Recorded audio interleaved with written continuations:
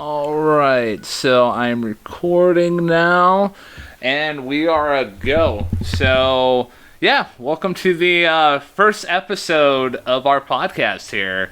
Yeah, I don't know how to do a proper intro. Maybe you can try something. And, I've listened to so many podcasts, and I'm like, I feel like I gotta be a little bit more showman-y, but I'm like, the majority of the people that would be clicking on this basically know who we are as people. Yeah, but for those who are probably wondering what we're doing as people in this moment, doing a podcast, it's called Hey, Listen to This, where I, Matt Durzik, along with Ryan Kearns, will be talking about albums and music, and today we got an interesting one to start things off. Yeah, so we are talking about what is essentially the quintessential indie rock album of the early 2000s. It's by a band called The Killers. So, first of all, if you don't know who The Killers are, I don't know why you maybe click onto this podcast, but if you do, if you do not know, they are, let's see, how do I describe The Killers? They are an early 2000s band. They are Las Vegas based. They are the typical, early 2000s band that had one huge breakout album and then basically have been trying to catch that high ever since. So that album in question is called Hot Fuss. Yeah, Hot Fuss, I believe it was released in 2004, or was it 2005? 2004. 4, okay. And what this really did was, it really did, like you say, you call it the quintessential sort of indie rock record of that time. But what it really did was sort of bring that into the mainstream, because there really wasn't a whole lot of, mainstream indie rock at that point. There was hints and traces of it throughout the 90s and even a little bit back in the 80s. But, by the early 2000s, nu metal was the dominating force, and you had some little remnants of adult alternative in there as well, sort of the jangly college rock pop of the early 90s. So you really didn't have too much in the middle, at least not on the popular level. But what this album did was sort of start a bit of a hole with that. And I say that, with this album, and I would probably throw in the likes of Modest Mouse's Float On, and that subsequent album with that sort of started the train rolling on mainstreaming this type of indie rock sound into the mainstream. And it didn't really, like you say, have major success. Like, it wasn't like, oh, well, now I have to listen to Coldplay 24/7, although there were people who did that. But this album really sort of set that in motion, and I think there's a lot of songs on here that push that in that direction. Yeah, and I actually had a pretty interesting thought about this album specifically, and I think you would definitely appreciate it. So I would honestly consider this album, what it did for indie rock is what Nevermind by Nirvana did for grunge. Essentially, you think about it like Nirvana's Nevermind had the big singles, and then if you want to dig a little deeper, there's some decent deeper cuts, but it essentially took a genre of music and exploded it to the masses. Unfortunately, due to events in Kurt Cobain's life, Nirvana was only able to really complete one album post Nevermind, and one can make the argument that the Foo Fighters are a continuation of Nirvana. I would disagree with that because they went in a different direction, but I digress. I mean, is that something that you can get behind, how Nevermind is essentially the grunge version of Hot Fuss? I could say that. Yeah, I'll agree to that. And I think we'll get to some of the the details about this, because I want to go through this album song by song, at least at the front end. Maybe you can help a little bit on the back end, because those songs are a little bit more on the obscure side. But the first song right out of the gate, Jenny Was a Friend of Mine. This song, I don't know if I've had a song that I can think of that was as drawn to comparison so many times in my mind. It's like, oh, it sounds like this. Oh, it sounds like this. Oh, it sounds like this. All in the matter of, 4 minutes. So one of the first bands I thought of when I listened to this song was the band Television. Now, I don't think you're not as familiar with Television, are you? Actually, I'm minorly, aware of that band thanks to you.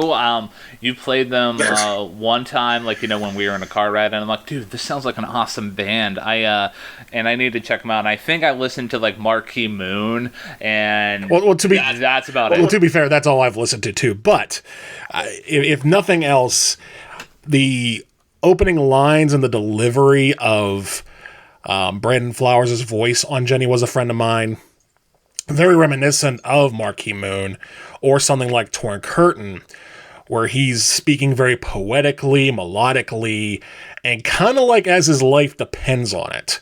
And all of this is draped over a funk rock track that seems relatively reminiscent of, I don't know, maybe the Red Hot Chili Peppers, or further down the line, something like Muse with Panic Station.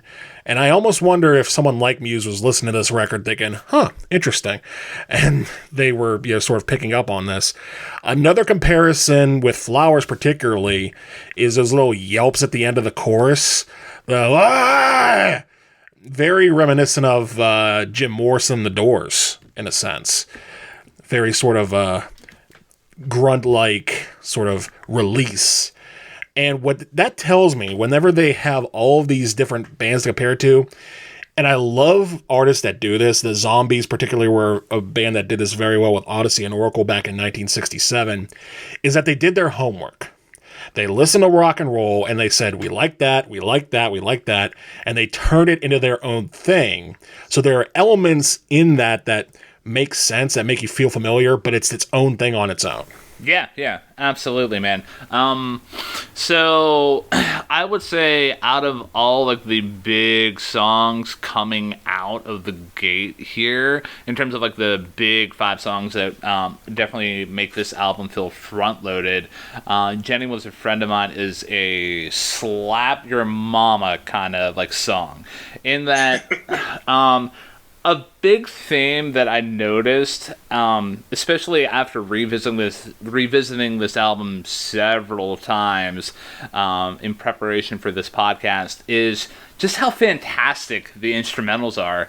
I mean, I would say for this song specifically, the drums are not nearly as much of a focal point as compared to just that bass. I almost swore on our first episode of this podcast, so I'm glad I restrained myself there.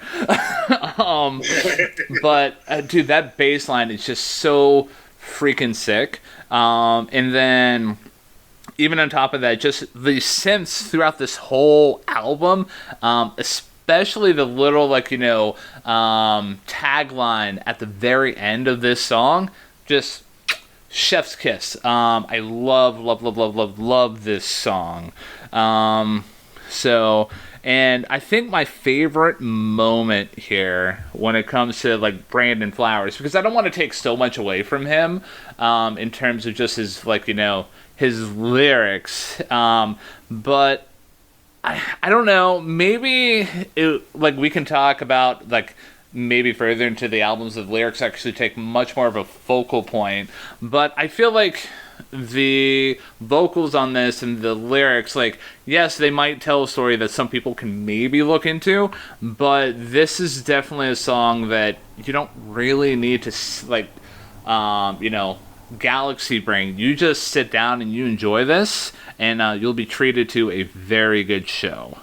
But the favorite, to wrap up what I was talking about when it comes to Mr. Flowers' lyrics and vocal delivery is at the very end of the song when he sings, there ain't no motive for this crime. Jenny was a friend of mine. And just how, like, the instrumentation lines up so it's like, one complete unit delivering just a sonic tapestry. Oh my god. Again, chef's kiss. An excellent way to open up any album, in my opinion. I 100% agree. You could almost make the argument, too, which might be controversial to some, especially those who haven't heard the album yet or in a very long time, that it actually might be the best song on the album, which might be controversial considering the very next song on the album is probably what everybody thinks of, or just about everybody thinks of when it comes to the Killers, and that is the only Mr. Brightside. Now, we were talking about how this album was a quintessential movement for indie rock. I think this song was quintessential in pushing that. And one of the bands I think may have influenced most or have benefited most from a song like Mr. Brightside getting popular, and you might think I'm crazy for saying this, is Fall Out Boy. Oh! I never really thought about it that way, but, like, that totally does make sense. But elaborate on your meaning, though. What I mean is, like, you think about something like Mr. Brightside being this, fast driving piece of rock that has these. I mean, it has these sort of this powerful move of, sort of romanticism and words that really don't mean anything, but they're delivered with such power. Fall Out Boy, I think Panic at the Disco also very much. I think the one song that came to mind immediately hearing this is something along the lines of I Write Sins Not Tragedies. Very similar in style and content to Mr. Brightside. That being said, I do like this track a lot, and I really think it is one of the better tracks on the album. But maybe it's overexposure, or maybe it's the clout that it has brought up over so many years. I just don't know if it's as fresh now as it was when it first came out, because and one of the other songs on the album, which we'll get to, Somebody Told Me, kind of has a big part to deal with that, because I think I like that song a little better. But nothing to take away from Mr. Brightside. It's earned its place in pop culture.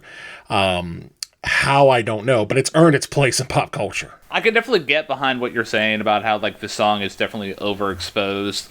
I think one of my fondest memories of this song, as of late, I think it was within the past, like, maybe 3 to 4 years ago, while I was running, and I got to the end of my, 5-mile run around where I live, and I was blasting, some music, and at the very end of the run, Mr. Brightside comes on, and dude, I went from oh man, I'm about to completely just be done with this run to be like, you know what? No, I'm just gonna blast through this last little bit here, and it was a straight shot, so it's pretty dope. But no, give my thoughts and opinions about this song. So, Mr. Brightside, I would say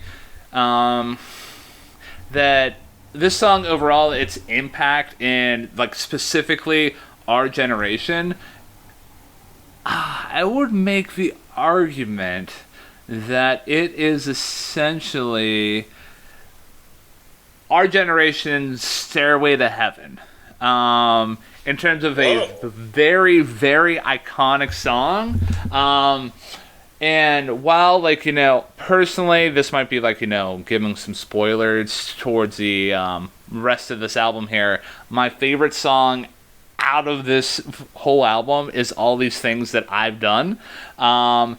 Brightside, if it comes on, no matter what is going on, I will listen to it from front to back. It is let's see.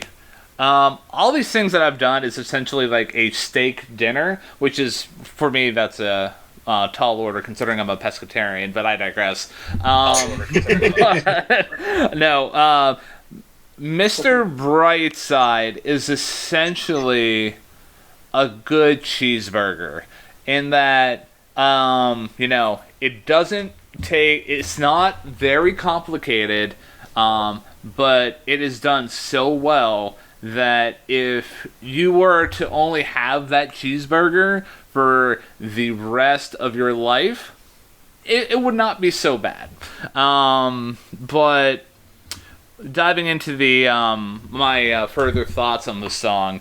So Jenny was a friend of mine. I was in love with the bass line and the synths. This song is where, most prominently, if I can remember correctly, the guitar lick at the very beginning is so iconic. And the drums definitely take a good focal point, at least starting out. And then, the synths are not as prominent on this song compared to, Jenny Was a Friend of Mine. However, again, I can go on and on about this song. I'm sure you have some thoughts, considering I just compared Mr. Brightside to Stairway to Heaven. However, yeah. So what are your thoughts on my love for Mr. Brightside? Well, I will say the Stairway to Heaven comparison is apropos because, again, overexposure. But I will say, I do like Mr. Brightside. I do know I'm getting more used to it being an average thing whenever it comes on, and just hearing that, it's like, you know what? I'm glad this is playing right now. Now, I will confess that of all the songs from this album, and again, I think maybe it's just overexposure, that I put in my regular car rotation, because I have a USB stick that I use for my car listening, Mr. Brightside was not one of them. Because I was just I know how this song is. I don't need to, keep reminding myself how this goes. And it doesn't quite do it. And for the record, neither does Stairway to Heaven. It doesn't get me the same way that it gets you. And not to say that I don't like it. I do like it a lot, but it's just one of those things where I think there's songs down the line. In fact, the next couple I would say are probably closer to my favorites on the album. For what reasons, we'll get into. So let's get into them. Let's get into them. The next one being "Smile Like You Mean It." Now, you want to talk about prominent synthesizers and that flourish of sound you were talking about, with Jenny Was a Friend of Mine. For whatever reason, "Smile Like You Mean It" is that for me. Just the power behind the band just sort of clicking together on the chorus, and Brandon Flowers, who, by the way, he is the star of the album. He is the consistent star of this album. His vocal delivery is among some of the best, definitely in the last 20 to 25 years on a rock album. He was just, I like the way the song sounds. The synths are probably my favorite on the album. On this track, the harmonies, and that's not something that's really as prominent in the first couple songs, but the harmonies, I'm a sucker for harmonies on the chorus, are just beautiful. And I know you could talk about the hooks, so, but really this one, I don't know if I ever told you the story, but one of my favorite memories of this song is the first time I actually ever got introduced to the song properly, and that's through a well-known game called Rock Band. So I remember playing this song specifically so many times with a couple of my high school buds, and you were right on point with how the instrumentals just click. And how the album just the song specifically just flows so nicely. But even taking a further deeper dive into the song, this song basically tells you what it's all about within the first verse, and that's about the pains of growing up. And like, moving out of childhood into adulthood. So, like, the first verse goes, save some face, you've only got one, change your ways while you're young. Boy, one day you'll be a man. Oh, girl, he'll help you understand. And while, like, the chorus smile like you mean it, kind of might have a deadpan delivery, that does represent the joy that, like, escapes somebody after they leave childhood and realize, oh, wait, the American dream and what I was told when I was younger, that, hey, I can be anything that I want if I put my brain to it. Like, yeah, this ain't what I thought it was going to be. And, oh, shit, I got to put on a happy face. Or, like, people are going to think, like, there's something drastically wrong with me. So, yeah. Again, like, when it comes to, like, impact, this song for me is not nearly as, like, punchy as, like, Jenny Was a Friend of Mine or Mr. Brightside, but it hits in a different way, man, and I absolutely love it. Yeah, I do too. And you talk about the lyrics, they're not necessarily on the same level of notoriety as Mr. Brightside or the next track on the album, but the simplicity of it is so beautiful. And I didn't even think about the connections of it being about growing up like you did, which I appreciate that. That's a really nice touch. But it really does, and I think that's why I like it so much. It feels like this, very basic message of, I mean, it's basic in the sense of what it's trying to say, but how it says it is a little more eloquent. Like the lyrics on the bridge of, imagery of voices in the restaurant, voices in the house you grew up in, kind of conjures the idea of memories and voices in your head in a way that is very, very proficient. And again, it's just, I wouldn't say it's the best track on the album, but I would say it's probably my favorite. Every time I've listened to it, or I've had the chance to listen to it, I have hit the replay button, like, let's run it back. Let's play that song again, because that's the kind of stuff I'm into. So, yeah, that's pretty much what my thoughts are on Smile Like You Mean It. My favorite track on the album, maybe not necessarily the best, but definitely, like, just enjoyable front to back. Perfect execution by the band, and really that's all I can say about that. Yeah, absolutely, man. And I bet you, like, after, like, realizing, hey, like, this song is basically about, like, growing up, and at least a connection that I made with it, it's going to hit a lot harder right now. So, moving on to a little song called Somebody Told Me. So, Somebody Told Me was the second single by The Killers, and this song was actually my introduction to The Killers as a group.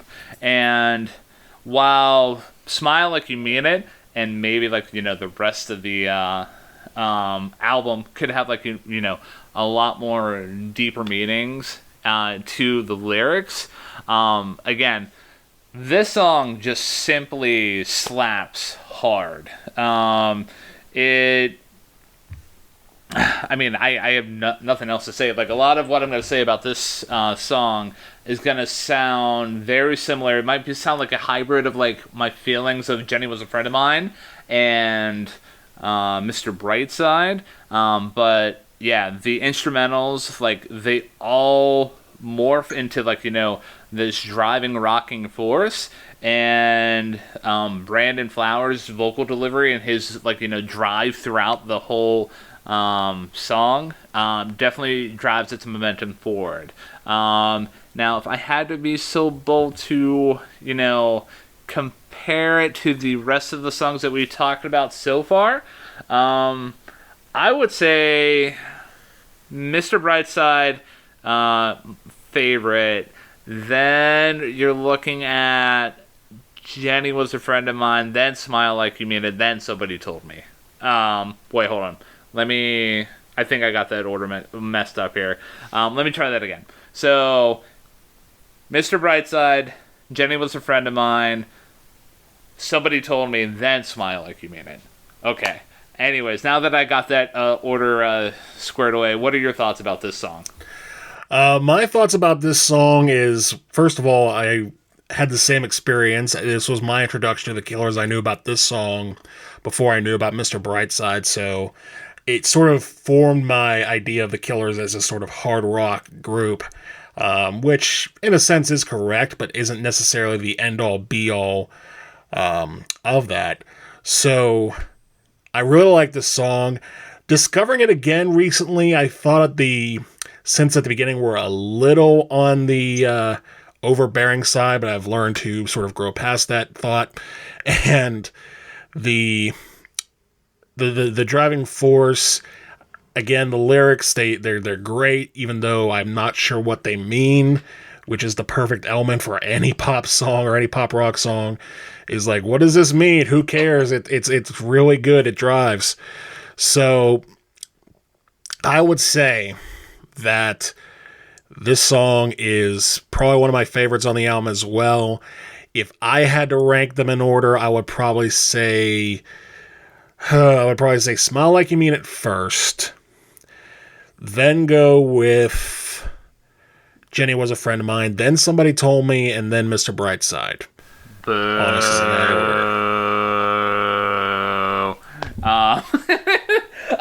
So I think I think the awesome thing about Somebody Told Me is that it knows what it is and it does it so well. Like, it knows that, hey, this song just needs to rock. It needs to be like a radio single, and it needs to be something like, just somebody puts on in the background. The thought that I just had about this song is, I haven't been to too many weddings as of late, but you think about songs that are in a wedding rotation, like you have your good old rock and roll, good time rock and roll. You have your Shut Up and Dance With Me, and the traditional songs. Yeah. Why isn't this song, in more wedding receptions? Because this definitely is hey, let's get up and kind of dance song. That's actually an interesting point. I never thought of this song as a wedding reception song. I do agree in the sense of it does groove very well, and I just think the problem with it as a wedding song, or maybe not a wedding song, but like a song played at a wedding reception, probably the same that any of the others do, except for Mr. Brightside, because everyone just knows that song, and that's the one killer song that even, moms and SUVs are like, yeah, this song rules. But the other three, they definitely have the same pop rock elements. And when we'll talk about this later on when we get to the second half of the album, but there's a sort of dark mood, a dark biting mood that sort of ties all these songs together. And again, I do like albums that go for a theme and stick with it. And I think this album is in that same vein. I know Maggot Brain by Funkadelic, another album that kind of does that, where it's just, it doesn't really change the chords that much. It doesn't really change the tempo that much, but it pretty much sticks with what it's got, and what it's got, it's good. So I think the darkness of a song, or at least the dark delivery of something like Somebody Told Me, because that song, while it does groove like something you'd hear at a wedding, isn't necessarily lyrically painted out as something you would hear at a wedding. Somebody told me that you had a boyfriend that looked like a girlfriend. It's all of a sudden you start listening to that on the dance floor. It's like, wait, what am I dancing to? What's going on here? So, I tend to agree with you in the regard of it being worthy of the dance floor, but yeah. The lyrics are maybe a little sus when it comes to wedding music. But,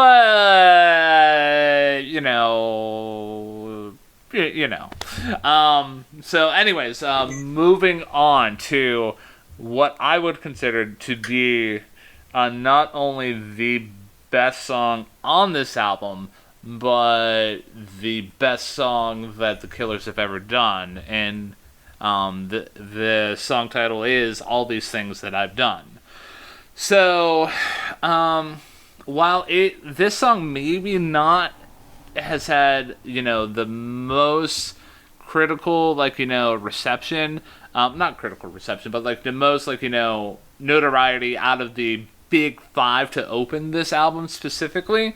It is definitely the biggest song, and like if I am ever in the mood for like that fine steak dinner, whenever I'm like perusing through this album, this is a song I turn to every single time. What are your thoughts on this song, dude? Not quite on the same level as yours, unfortunately. I do remember listening to it for the first time and thinking that it's, again, carrying that momentum of what the album's mood is going for. I do like sort of the more contrast on this particular track. But again, it really comes down to the band executing on all levels. It sounds fantastic. And it really just... It was at this point in the album where I'm thinking, okay, these guys got something. It seems like this album and these guys, they can't miss. They can't miss. Everything they're doing is turning into gold. Unfortunately, the next track on the album kind of derails that for a few minutes. Yeah. Let's put a pause on going onto the worst song on this otherwise perfect album, to back it up a little bit to talk about more of the reasons why I love all these things that I've done. So I'm a big sucker for songs that have like great song structure. Like there's clearly divided parts. Like the intro for the song has Brandon Flowers basically with his back to the corner talking about like where when there's nowhere else to run, is there room for one more son, and like that's him pleading to God about like hey, like I'm basically at my wit's end, like God, can you take me now, like and then like the first verse kicks in, and like you can feel that sense of hope starting to build with like how the whole band starts to kick up, and like the next lyrics that you hear after the musical change is I want to stand up, I want to let go, and then like the verse ends, I want a meaning from the back of my broken hand. And I mean I can dissect the rest of these lyrics here, but like I don't know, like I love how this song basically goes from like a hopeless like hey, I'm basically done, to like you know what, screw this, I want to live the best life that I can, I want to like make the biggest impact that I got, and like at the very end, how like they have that gospel choir outro with I got the soul but I'm not a soldier. Like, I don't know. Again, chef's kiss. Might be comparing too much of this album to food so far, but yeah, I just wanted to get my little, like, absolute love for the song out before we go into the derailer of the album's momentum.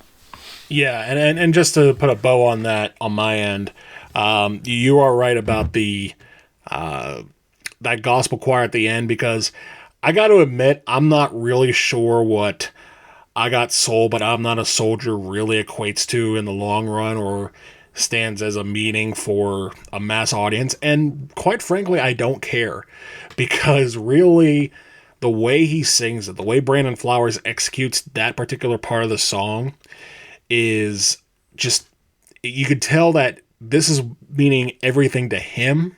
He is putting everything into this song, and that's what makes it so special. But the next track, like we said, not quite on that same level of special at all. Before we do that, want to wrap up one last thing about all these things that I've done, and then we'll do a final ranking of the big 5 tracks, and then we can go into the rest of the album. So, according to Genius.com, the whole "I got soul, but I'm not a soldier" is talking about how, like, Brandon Flowers is coming to realize that even though he's a good person, he's not cut out to be a soldier on the front line like his peers. He's still got soul, but he's realizing he's been called to other work. So, anyways, final ranking of the first 5 tracks off of the album for me. And I'll give you some time to think about this, Matt, even though you probably already have your rankings. And sorry if I contradict myself here. I'm going to try not to. But obviously with how much love I have for, like, this song specifically, all these things that I've done, easy number 1 for me. Number 2 is going to be Mr. Brightside. Number 3, Jenny Was a Friend of Mine. Number 4, Somebody Told Me. And then number 5, Smile Like You Mean It. And I would say my top 5, probably, I mean, I think I might have to give all these things I've done to listen to give a true ranking of them, but I would probably say number 1 still Smile Like You Mean It. Number 2 would be Somebody Told Me, or no, Jimmy Was a Friend of Mine, then Somebody Told Me, then All These Things I've Done, and probably Mr. Brightside's number 5 out of the 5. Still, like, hating on Mr. Brightside, man. You're Mr. Anti-Brightside. I'm not hating on it. I mean, these are 5 pieces of gold that I'm ranking in a certain order. So, I mean, they're still all gold. It's just a matter of which order I would, want to look at them in. Yeah. So, moving on to the back half of the album. So, the next song is called Andy, You Are a Star. After,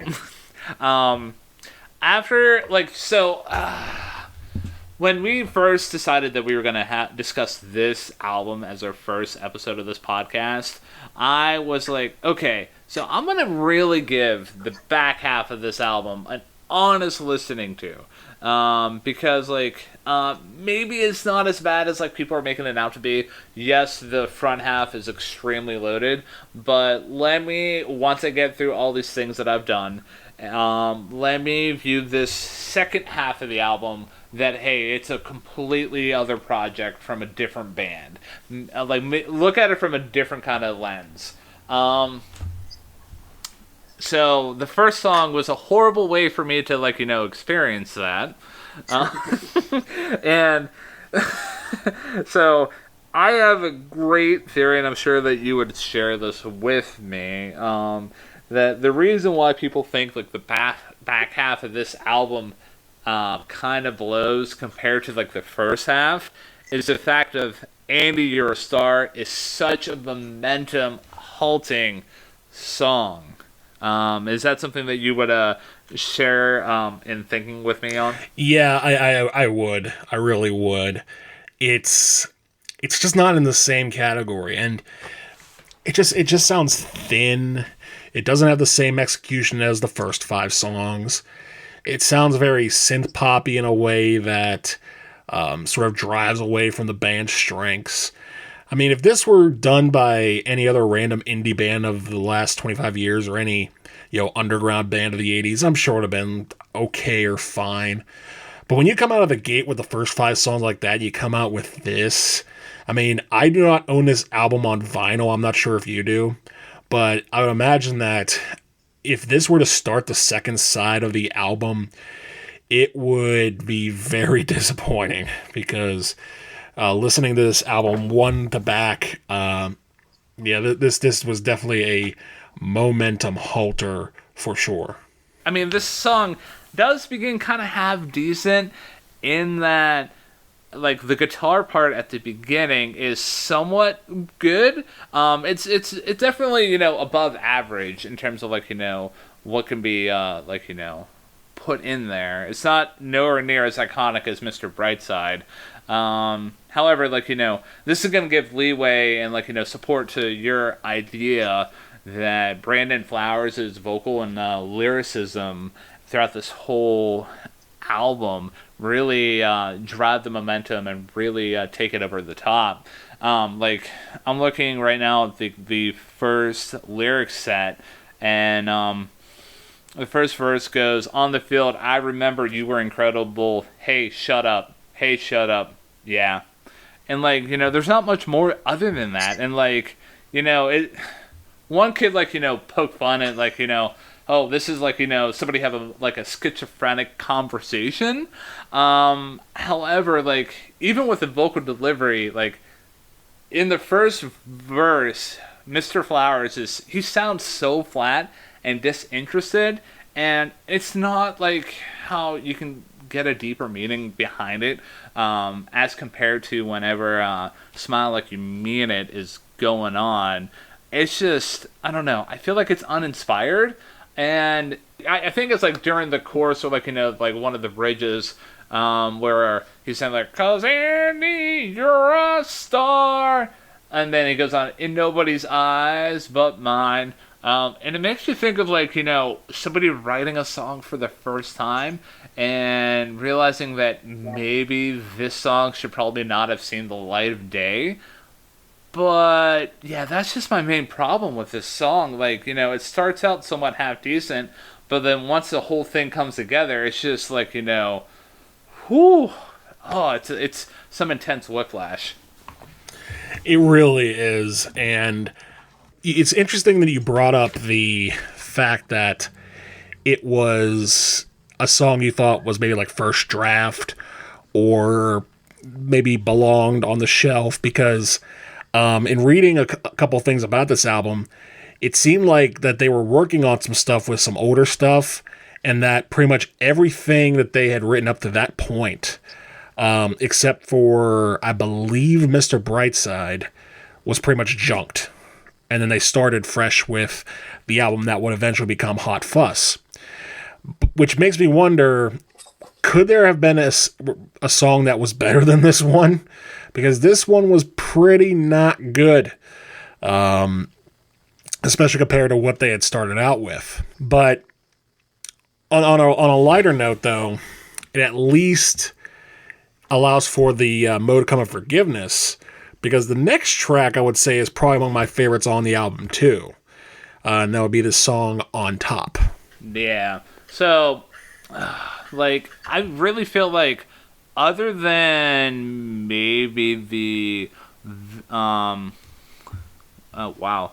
Actually, fun fact, spoiler alert, on Spotify, Hot Fuss ends with... actually... Wow, hold on, I didn't scroll down. Maybe you can edit this part out, I don't care. I thought it ended with "Everything Will Be Alright." I'm like, no, that's such a anticlimactic ending. I mean, I guess "Everything Will Be Alright" would have been a good ending, but glamorous indie rock and roll, like, holy cow. But like, I would say like On Top, Change Your Mind, Believe Me, Natalie, and Midnight Show, like, while we've like been able to extract deeper meaning from like, other earlier songs, this song On Top is a pretty straightforward, like, good indie rock song. But again, like, going from "Andy, You're a Star," and then thinking, okay, take a deep breath, Ryan, it's gonna be okay. Maybe the next song will, like, change your opinion. And yeah, it did. So, yeah. So, do you have any other thoughts on Top that you want to add on before we go into the next song? Not necessarily. I think you hit it on the head. Catchy pop rock song. Doesn't really go for the stars, but more about the band than anything else, and it does very well.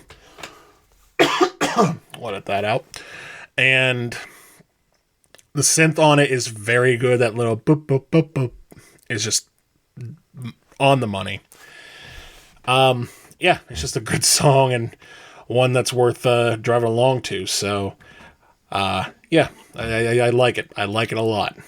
Now, the next song, this I will admit, this is probably the part of the album, like you say, the second half it wasn't bad, but just kind of didn't like stand out too much to me.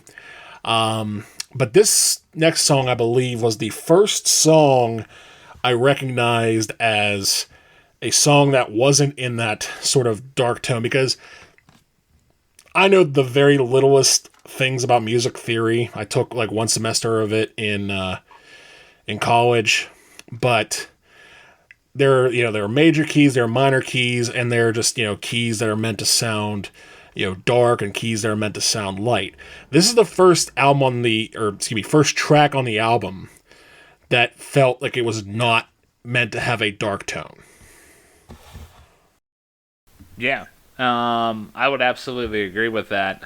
And the more and more I think about it, the more and more I think that as much as I wanted to compartmentalize the first half of this album to the rest of it, it kind of does feel like these are two different albums in a sense. I mean, yes, it's done by the same band, but Andy, You're a Star, rememberable for an infamous reason in my mind. But On Top, Change Your Mind, even the next songs until we get to Everything Will Be Alright, they're kind of they do end up blending together after a while. You can pinpoint a thing here or there that you can take from different songs off of that little run there. But for the most part, I really can't say too much more about Change Your Mind. And if you want to add anything else after I get done with my spiel, feel free to. But even Believe Me, Natalie, the next song, it has a very nice drum groove to it, and it has a very good feel. But that's all I can remember from it, without actually hitting play right now. I agree, and it's kind of ironic in a sense that down the line he's bragging about glamorous indie rock and roll, and the first half of the album was truly glamorous, where this is just more factory standard indie rock and roll. The songs are fine, they have a little bit of intrigue to them, but like you said, the lyrics are not the same to write home about as they were in the first time. The delivery is not the same. They do just sort of blend together. They're not bad. They're not bad in any stretch, but they just kind of blend together. But I do want to talk a little bit about the closing of the original album, which is Everything Will Be Alright. Now, I say original because it depends on where you live, depending on where you're listening to this podcast, or what copy you bought, or other, that the track listing may have been a little different. So this, I think, was fourth from last for me. So, but if you just bought the album or the vinyl or the original CD that you got at a big box store, this might have been the last track. And I think, and I'm going to disagree with you a little bit, I think this is a solid album closer. And I've made a few comparisons. I'll make one more. I think this would make a really good second-rate George Michael single. Definitely has an 80s groove to it, sort of an 80s soul groove, almost kind of like a Nothing Compared to You in a sense. And the synths are pretty good. Flowers' vocal is very good on this as well. I was kind of turned off at first by the sort of synth drums, but then when I heard it in its entire context, I was like, okay, I see what they're going for here. And I think it's pretty good. It could probably have been a little shorter, or, the middle section could have been edited down a little bit. But overall, I think I do like the track. Yeah. I can definitely get behind that mindset there, dude. Definitely with Everything Will Be Alright, it definitely does have that 80s feel. And I know I was talking to my wife, Jamie, the other day about this album, and specifically the song, somebody told me. I know we're going back in the album, but she told me the first time she heard that song, she didn't recognize it as hey, this is the same artist that made Mr. Brightside, she almost felt like that song belonged in like the 80s. So a lot of like what the Killers have done with like, this album, while it has like, that indie rock flair, but I don't know. I feel like, as a whole, like, what indie rock went from here is definitely thanks to, like, the musical artists and inspirations of, like, 80s artists. So, I would say, like, thinking about, like, Everything Will Be Alright, comparing that to glamorous indie rock and roll, I can definitely see Everything Will Be Alright would be a good, solid closer. And then even if I had to resequence the album, like maybe do a minor tweak, kill Andy Eurostar and throw glamorous indie rock and roll after all these things that I've done. And then, like, it instantly bumps up the album by, like, maybe like 2 points for me. I'm right there with you. I think that would make the album so much better, and it might even bring a little bit of oomph to the blended tracks that we talked about towards the end. Because if an album is that consistent, all of a sudden you're thinking, well, wait a minute. If all these songs are good, then what about these three?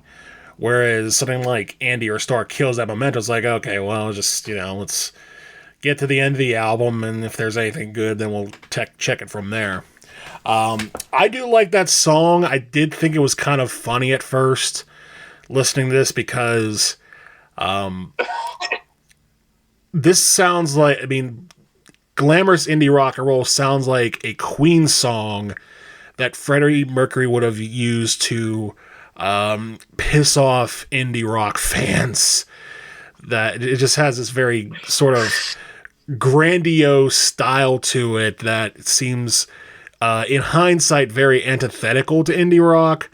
But in the time, especially for what came from it, like Fall Out Boy, like even to a degree Arcade Fire or Panic at the Disco, very much in that vein of sort of the big sound and the big chorus and everything else. So I think it's a very good track, and I agree it would have probably been a better fit on the album than Andy or Star. Yeah. The more and more I think about it, man, the more and more I recognize that Queen just has influenced so much music throughout, like, history, even like post, like, like their prime. Like it's insane of how much, like, music they've touched. If it wasn't for Queen, indie rock would not have gone in the direction, specifically the vein of the Killers. Like there's another vein of indie rock that basically bled out from the Strokes in the album Is This It? But in regards to, like, the vein that, like, includes, like, Arcade Fire, I wouldn't consider Fall Out Boy, like, considerable, like, to indie rock. So, like, yeah, it's just really amazing how much Queen has really just influenced, like, the modern music landscape.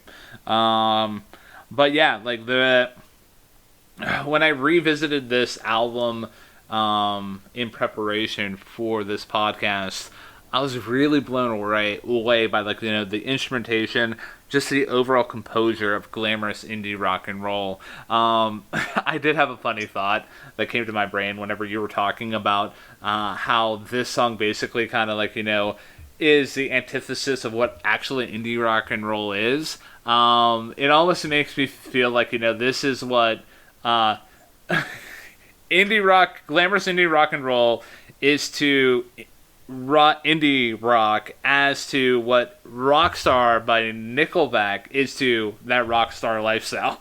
And I was just about to say. I never thought I would ever make that comparison, but this is life, man. Yeah, I agree. And I'll say this because I think for a lot of people that's where the album ends. I did listen to the other two bonus tracks on this album, and I'll zip by them really quick. The Ballad of Michael Valentine's a solid track. Probably would have fit in the second half of the album, maybe better than Andy or Star, or even some of the more brighter, cheerier ones.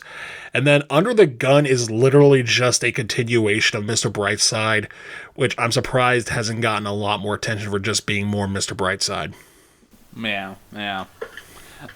So overall, let's see, what would I rate this? I know I probably gave you a rating when we were first talking about this album, but overall, like, the highs are super high, and Andy Eurostar is just we're not going to talk about it, but I would say solid 8 out of 10, only because of how much I gushed about all these things I've done, the underlying meaning of Smile Like You Mean It, the overall instrumentation of just the entire album except for Andy Eurostar, and just how the album, like, how it ends on, for lack of a better way to, like, point this out, how it ends on, like, a traditional music streaming service, Spotify, with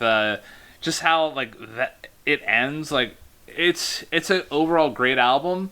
And, like, maybe the back half, like, that doesn't include, like, the run of, like, On Top, Change Your Mind, Believe Me, Natalie, and Midnight Show. While they're not bad songs, that is definitely the B material off the album. So, what is your overall rating on this album? I would say probably about a 7.5 out of 10. And the only reason I'm going a little lower than you is that I feel like with the extra material that they had, whether it be glamorous indie rock and roll or even the Ballad of Michael Valentine, that I think they could have arranged this album a little better.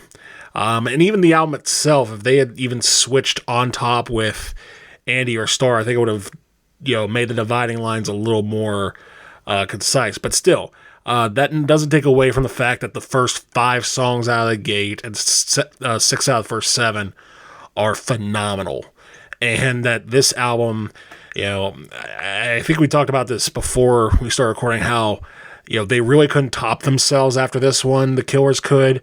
But with an album like this, you really don't need to. I mean, if this is the one thing that people remember you for, it's really good to be remembered by. Yeah.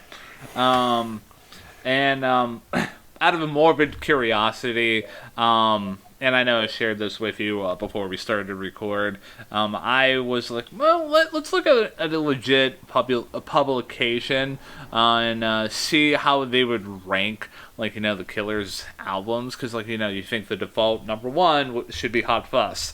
So, no, not in this case. This, I know, like, they do a lot of parody stuff, but whenever they're talking about, like, ranking albums, like, they actually go off of a sincere angle.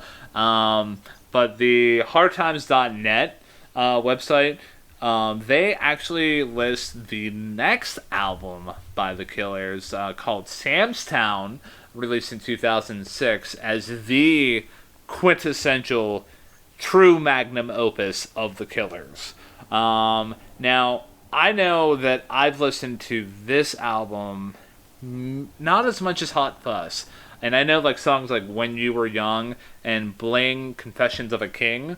And there might be a couple other songs off that album that I could be like, oh, yeah, hey, that was off that album. But it's very interesting that they considered, like, that album as, like, the quintessential one. And I'm just kind of curious on my end here, like, how much of the next album are you familiar with when it comes to the Killers' work? Literally none of it. Awesome. So, I know after this podcast, over the next couple of days, I might just, like, check out the Sam's Town album just to see how it does compare. But in terms of, like, doing a future podcast episode off of it, unless, like, you or I feel very inclined to do it, we're probably not going to touch Sam's Town. No, I agree. Yeah, but plus, you know, we gotta, you know, we can't just be the Killers discography podcast. You know, we just gotta, you know, switch things up a little bit. So, anything else you want to talk about before we call it an episode? No, that's pretty much it, man. I don't know how often we're gonna be, releasing episodes. Maybe our next episode, we'll be diving into, like, you know, what our favorite albums and musical acts are, and like maybe our favorite concerts that we've ever been to. That way, for those of you who are, like, you know, legitimately just, like, you know, scrolling through podcast feeds and like see this podcast and say, oh, hey, this podcast kind of looks kind of cool, and you click on the first episode, you're like, oh, hey, I know Hot Fuss by the Killers, I want to see how these guys deep dive into it. The next episode will, like, you know, help you get to know, like, who Matt and I are as people, and what we look for in music. Sounds like a plan. So that does it for this first episode of Hey, Listen to This. That's Ryan Kearns. I'm Matt Durzik, and thank you for listening.